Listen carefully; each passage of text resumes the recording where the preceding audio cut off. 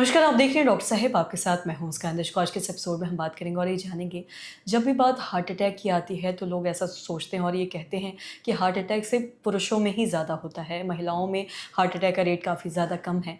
क्या ये सच है या नहीं? क्या ये एक मिथक है? क्या ये सच में रियलिटी है कि महिलाओं में हार्ट अटैक पुरुषों के हिसाब से काफ़ी ज़्यादा कम होता है? इसी बारे में तमाम जानकारी लेने के लिए आज हमारे साथ मौजूद है बिहार के जाने माने cardiologist doctor Ashok Kumar sir. नमस्कार, बहुत बहुत स्वागत है आपका। सबसे जानना चाहेंगे कि अगर हम बात करें हार्ट अटैक की, तो जब भी हार्ट अटैक की बात आती है तो लोगों में एक मिथक है या रियलिटी, वो तो आप बताएंगे बेहतर कि सच है या नहीं, कि महिलाओं में उसके हिसाब से हार्ट अटैक काफ़ी ज़्यादा कम होता है। ऐसा होता है, नहीं होता है? अगर क्यों होता है तो क्यों इसका? नहीं, बिल्कुल महिलाओं में हार्ट अटैक कम होता है, लेकिन ये रियलिटी है, बट पार्शियल ट्रूथ है, कंप्लीट ट्रूथ नहीं है। आप देखेंगे कि महिलाओं में जो मेंस्ट्रुएटिंग फीमेल्स होती हैं टिल मेनोपॉज, डेफिनेटली इंसिडेंस काफ़ी कम है। इस एज में भी जो होता है उनकी पैथोफिजियोलॉजी थोड़ी अलग होती है। नेचर ने हमेशा से महिलाओं का ही फेवर किया है और कहें कि प्रोटेक्टिव रही है नेचर हमेशा फीमेल्स के प्रति।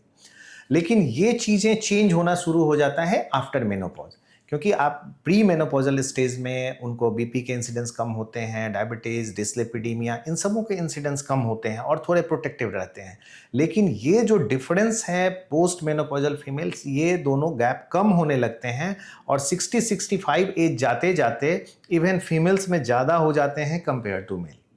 तो अप टू 60 आप कह सकती हैं, 65 की फीमेल्स थोड़े प्रोटेक्टेड होते हैं, इंसिडेंस कम होती हैं।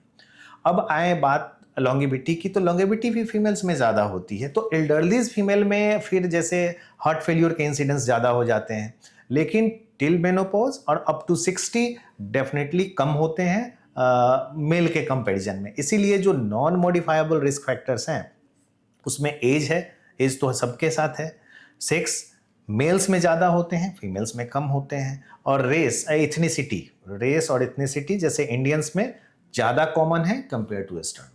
जी। और साथ ही अगर हम बच्चों के बारे में बात करें, जो छोटे बच्चे होते हैं, उनमें भी बहुत सारी तरीके की हार्ट से जुड़ी बीमारियाँ देखी जाती है। दिल में छेद होना तो एक ही जन्मजात होता है बच्चों में। और भी कुछ ऐसा है जो 10 से 15 साल के बच्चों के बीच में ज़्यादातर है, जो ऐसी बीमारियाँ देखी जाती है बच्चों में, और कई बार काफ़ी लेट हो जाता है उसको समझने में। कंजेनिटल हार्ट डिजीज के बारे में हम बात करें, जो कि अनुवांशिक बीमारियां हैं, ये इसके कई कारण होते हैं। आप देखें कि कुछ जेनेटिक मालफॉर्मेशन के चलते हो जाता है, कुछ इन्वायरमेंटल फैक्टर जैसे कि प्रेगनेंसी के दौरान कई सारी दवाइयां हैं जिनके खाने से भी कंजेनिटल हार्ट डिजीज होती है। तो अननेसेसरी प्रेगनेंसी के दौरान कुछ भी ना लें।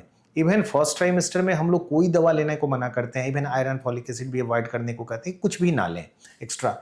दूसरा है कि ड्यूरिंग प्रेगनेंसी कुछ इन्फेक्शन ऐसे हैं जो कि हार्ट के ग्रोथ को हैम्पर कर देती हैं, जैसे रूबेला का इन्फेक्शन हो जाए मदर को, तो बच्चों में अनुवांशिक हार्ट की बीमारियां हो जाती हैं। उसके अलावा भी है कि आजकल आप देखते होंगे कि लेट मैरिज हो रहा है। लेट मैरिज का भी एक कॉम्प्लिकेशंस है कि अगर 29-30 ईयर्स के बाद प्रेगनेंसी होती है, उनमें उससे पहले वालों के कंपैरिजन में हार्ट की और अदर तरह के आनुवांशिक बीमारियों होने के इंसिडेंस काफ़ी बढ़ जाते हैं। ना केवल महिलाओं के, पुरुषों का भी एज ज़्यादा हो तो भी बच्चों में इन बीमारियों की संभावना ज़्यादा हो जाती है। उसके बाद आए तो टॉडलर्स, जो कि जन्मजात के अलावा, तो वो इन्फेक्टिव कॉजेज हैं, कुछ वायरस हैं, कुछ बैक्टीरिया हैं जिसके चलते हार्ट में परेशानी हो जाती है।